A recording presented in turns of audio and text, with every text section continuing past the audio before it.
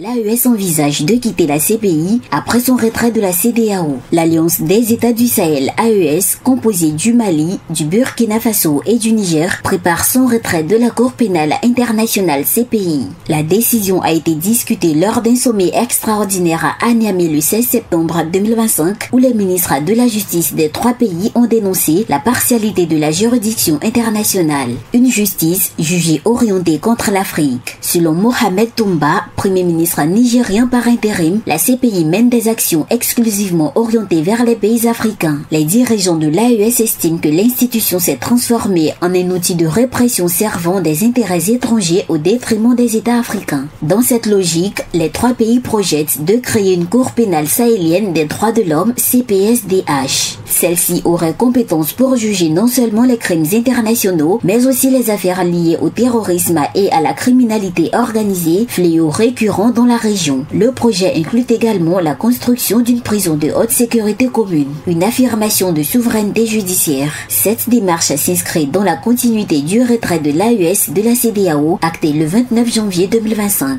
Cette rupture a été motivée par l'inefficacité de l'organisation sous-régionale face à l'insécurité, ses actions après les coups d'État et une influence jugée excessive des puissances occidentales. Depuis sa création en septembre 2023, l'AES affiche une volonté d'autonomie accrue à travers une coopération militaire et économique renforcée. Les trois pays travaillent également à la mise en place d'une confédération et d'une monnaie commune, vers une annonce officielle. Selon Jeune Afrique, les textes sont prêts et une communication officielle sur la sortie de la CPI pourrait intervenir dans les prochains jours. Ce choix marquerait une étape supplémentaire dans la stratégie des régimes sahéliens, construire des mécanismes judiciaires et sécuritaires indépendants à l'image de leur rupture avec les structures régionales et internationales jugées contraignantes.